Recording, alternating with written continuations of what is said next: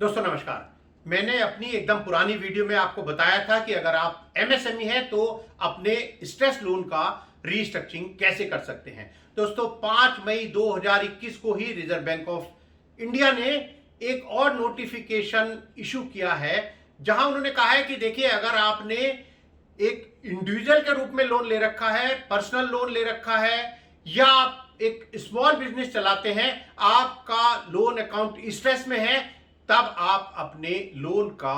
Restructuring कैसे करा सकते हैं। दोस्तों ये बहुत ही इंपॉर्टेंट वीडियो है, प्लीज आप इसको जितना शेयर कर सकते हैं शेयर कर दीजिएगा,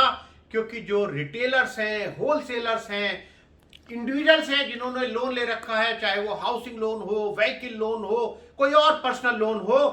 सभी स्ट्रेस में हैं, सभी को शायद इस वीडियो की बहुत जरूरत है। दोस्तों अब इस 5 मई 2021 के नोटिफिकेशन के द्वारा रिजर्व बैंक ऑफ इंडिया ने कहा है कि अगर आप एक इंडिविजुअल हैं या आप एक स्मॉल बिजनेस चलाते हैं तो उसकी पूरी प्रक्रिया क्या होगी आपके स्ट्रेस अकाउंट का रीस्ट्रक्चर करने के लिए। आइए समझते हैं।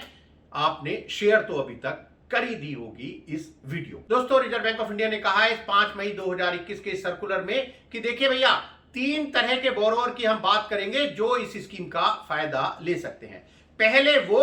जिन्होंने कोई पर्सनल लोन ले रखा है और वो इंडिविजुअल कैटेगरी में आते हैं, यह है कंडीशन नंबर 1। दूसरे लोग वो हैं कि अगर आप एक इंडिविजुअल हैं, आप बिजनेस चलाते हैं, चाहे वो रिटेल का हो या वो होलसेल का हो, आप एमएसएमई कैटेगरी में नहीं आते और आपका जो टोटल एग्रीगेट एक्सपोजर है जितने भी बैंक्स या फाइनेंशियल इंस्टीट्यूशन से मिलाकर 31 मार्च 2021 को वो 25 करोड़, जी हां 25 करोड़ के लिमिट के अंदर अंदर है। दोस्तों तीसरी कैटेगरी वो है कि अगर आप एक स्मॉल बिजनेस चलाते हैं और आप चाहे जैसे मैंने आपसे कहा रिटेलर हैं या होलसेलर हैं और आप एमएसएमई कैटेगरी में नहीं आते और आपका टोटल एक्सपोजर यहां भी कह दिया है रिजर्व बैंक ऑफ इंडिया ने कि 31 मार्च 2021 को 25 करोड़ तक ही होना चाहिए। दोस्तों मैं आपको बताता हूं कि अगर आप इन 3 कैटेगरी में आ गए, यानी आप एक इंडिविजुअल हैं, पर्सनल लोन लिया है, आप एक इंडिविजुअल हैं, आपने बिजनेस लोन ले रखा है 25 करोड़ तक, या आप एक स्मॉल बिजनेस करते हैं as a retailer and wholesaler और तब भी आपका एग्रीगेट एक्सपोजर 25 करोड़ के अंदर है 31 मार्च 2021 को, तब क्या क्या कंडीशन है कि आप इस स्कीम का फायदा ले सकें। दोस्तों जैसे मैंने आपको बताया कि 6 अगस्त 2020 को रेजोल्यूशन फ्रेमवर्क 1.0 जो अनाउंस किया था, आरबीआई ने कहा है कि देखिए आपने उसके अंतर्गत जो अपने अकाउंट है उसका रेजोल्यूशन नहीं कराया होना चाहिए, यानी आपने पहले जो रेजोल्यूशन फ्रेमवर्क है 1.0 6 अगस्त 2020 उसका फायदा आपने अभी तक नहीं लिया है, तब आप इस स्कीम का फायदा ले सकते हैं। दोस्तों दूसरी कंडीशन है कि 31 मार्च 2021 को आपका अकाउंट स्टैंडर्ड कैटेगरी में होना चाहिए। दोस्तों इसके बाद कह दिया है रिजर्व बैंक ऑफ इंडिया ने बैंक से कि भैया आप एक बोर्ड पॉलिसी बनाइए, अपने बोर्ड से इस नोटिफिकेशन के अंतर्गत जो हमने कहा है इसकी आप पूरी डिटेल में अपनी एक पॉलिसी बना दीजिए। दोस्तों बहुत जल्द हम वेबिनार करेंगे। आपने अगर कोई पर्सनल लोन लिया है, स्मॉल बिजनेस कर रहे हैं, तो प्लीज आप नीचे दिए हुए फॉर्म को जल्दी से भर के मुझे दीजिए, क्योंकि हम उस वेबिनार में आपको इनवाइट करेंगे और आपको अगर हमारी कोई मदद की जरूरत होगी, कोई एप्लीकेशन बनाने में, किसी बैंक से संपर्क करने में, तो भी हम आपकी मदद कर सकते हैं। दोस्तों आपको यह ध्यान रखना है कि आपका जो ये लोन अकाउंट स्ट्रेस में है वो कोविड की वजह से ही प्रॉब्लम आपको होनी चाहिए। दोस्तों ये आपको एक्शन इसमें तुरंत लेना है, क्योंकि रिजर्व बैंक ने कह दिया है कि देखिए इस स्कीम के अंतर्गत इन्वोकेशन की लास्ट डेट है 30 सितंबर 2021। दोस्तों अब आप कहेंगे कि इन्वोकेशन, वैसे तो मैंने अपनी पुरानी वीडियो में भी बताया था, पर यहां भी मैं बता देता हूं, जब आप और आपका जो लेंडिंग इंस्टीट्यूशन है आप दोनों तैयार हो जाएं कि yes we will go forward for availing the facilities under this resolution framework 2.0, वो डेट आपकी कहलाएगी इन्वोकेशन डेट। तो दोस्तों अब आपको करना क्या है, आपको करना है तुरंत एक एप्लीकेशन बनाइए with complete information for availing facility under this scheme और अपने बैंक को, फाइनेंशियल इंस्टीट्यूशन को या जो भी लैंडिंग इंस्टीट्यूशन है उसको तुरंत जमा कर दीजिएगा, क्योंकि उनको आपकी एप्लीकेशन रिसीव होने के 30 दिन के अंदर अंदर आपको डिसीजन भी बताना है कि वो तैयार हैं आपका ये प्रपोजल कंसीडर करने के लिए। और फिर इसका इन्वोकेशन की लास्ट डेट 30 सितंबर 2021 ही रहेगी। दोस्तों, आप जो एप्लीकेशन बनाएंगे तो आप क्या मांग सकते हैं अपने लैंडिंग इंस्टीट्यूशन से, तो मैं बताता हूं आपको कि इस रेजोल्यूशन प्लान के अंतर्गत क्या क्या फैसिलिटीज आपको मिल सकती हैं। दोस्तों, आप अपना जो रीपेमेंट शेड्यूल है उसको आप रीशेड्यूल करा सकते हैं। दोस्तों, इसके अलावा जो आपका इंटरेस्ट एक्रूड हो गया है या आने वाले कुछ समय में जो इंटरेस्ट एक्रूड होगा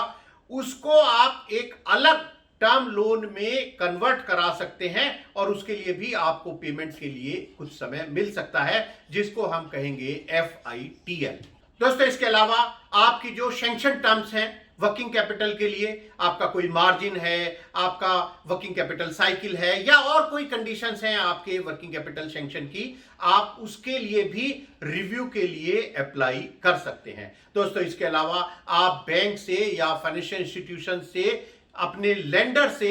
मॉरेटोरियम पीरियड की डिमांड भी कर सकते हैं इस स्कीम के अंतर्गत। और दोस्तों, जब ये इन्वोकेशन हो जाएगा आपके इस रेजोल्यूशन प्लान के लिए, यानी जब आप और आपका लैंडिंग इंस्टीट्यूशन दोनों तैयार हो जाएंगे कि हां हम इस प्रोसेस के लिए आगे बढ़ेंगे, उसके 90 डेज के अंदर अंदर इसका इंप्लीमेंटेशन भी हो जाना चाहिए। दोस्तों, एक बात और, अगर आपने पहले ये फैसिलिटी ले ली है रेजोल्यूशन फ्रेमवर्क 1.0 के अंतर्गत और आपको मोरेटोरियम मिल गया है, लेकिन वो मोरेटोरियम अगर 2 साल से कम पीरियड का है, तो आप दोबारा से अपने लैंडिंग इंस्टीट्यूशन को कह सकते हैं कि मैंने पहले फैसिलिटीज ले ली थी, लेकिन उस समय मैंने ये सोचा था कि भैया ये अब कोविड खत्म हो जाएगा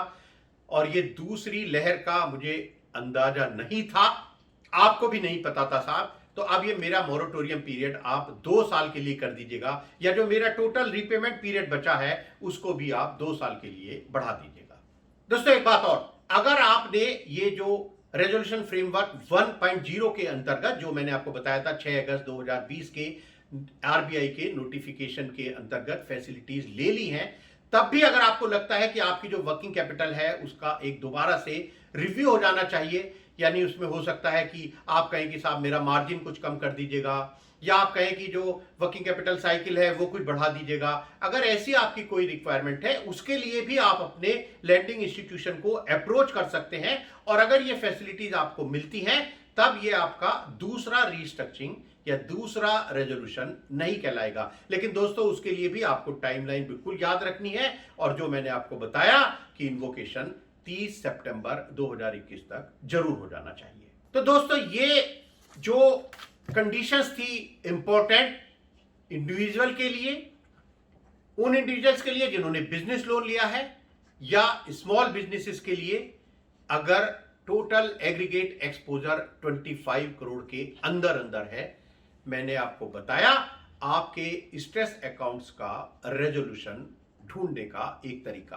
दोस्तों, इसमें और भी बहुत सारी टर्म्स कंडीशंस हैं, उसके लिए हम प्लान कर रहे हैं एक वेबिनार का, यहां मैं लिंक दे रहा हूं आपको डिस्क्रिप्शन में, प्लीज वहां जाकर अपनी डिटेल मुझे भेजिए, ताकि 2 चीजें हो सकें। एक, जब भी हम ये वेबिनार करेंगे बहुत जल्द, क्योंकि यहां हम वेबिनार दोस्तों इसलिए थोड़ा डिले कर रहे हैं कि रिजर्व बैंक ने कहा है बैंक्स को और जितने भी फाइनेंशियल इंस्टीट्यूशन या NBFCs हैं, जो भी लैंडिंग इंस्टीट्यूशन है, उनको कहा है कि हमारे इस सर्कुलर के हिसाब से आप अपने बोर्ड में पॉलिसी लाइए इस रेजोल्यूशन फ्रेमवर्क के अंतर्गत। तो सभी बैंक्स उसमें और सभी फाइनेंशियल इंस्टीट्यूशन, लैंडिंग इंस्टीट्यूशन उसमें काम कर रहे हैं। बहुत जल्द वो सभी अपने बोर्ड से पॉलिसी अप्रूव कराकर पूरी डिटेल हम तक और आप तक पहुंचा देंगे। तो हम चाहते हैं कि जैसे ही ये अगले 10, 15, 20 दिन में पॉलिसीज आए डिफरेंट लैंडिंग इंस्टीट्यूशंस की, तब हम ये वेबिनार करें। तब तक आप अपनी तैयारी कर सकते हैं। तो ये जो फॉर्म आप भरेंगे उसके बाद हम आपसे बात करेंगे, और अगर आपको हमारी कोई मदद चाहिए होगी उसमें भी हमारी टीम आपकी मदद करने के लिए तैयार है। दोस्तों, इस वीडियो को प्लीज आप जितना ज्यादा से ज्यादा हो सके शेयर कर दीजिएगा, क्योंकि जो स्मॉल बिजनेसेस हैं, जो इंडिविजुअल्स हैं, बहुत लार्ज नंबर है उनका जिनके अकाउंट स्ट्रेस में है, उन सभी को पता चलना चाहिए कि क्या फैसिलिटीज रिजर्व बैंक ने दी है, और ये वेबिनार ज्वाइन करने का भी उनको एक मौका मिलना चाहिए। तो प्लीज शेयर कीजिए, लाइक कीजिए, शेयर कीजिए, और इस चैनल को सब्सक्राइब करके ये बेल जरूर दबा दीजिए ताकि तुरंत आपके पास नोटिफिकेशन पहुंच जाए जैसे ही मैं अपनी अगली वीडियो यहां पर अपलोड करूं। अपना ध्यान रखिए, हाथ धोते रहिए, सोशल डिस्टेंसिंग का पालन कीजिए, जहां तक हो सके घर में रहिए। धन्यवाद, नमस्कार।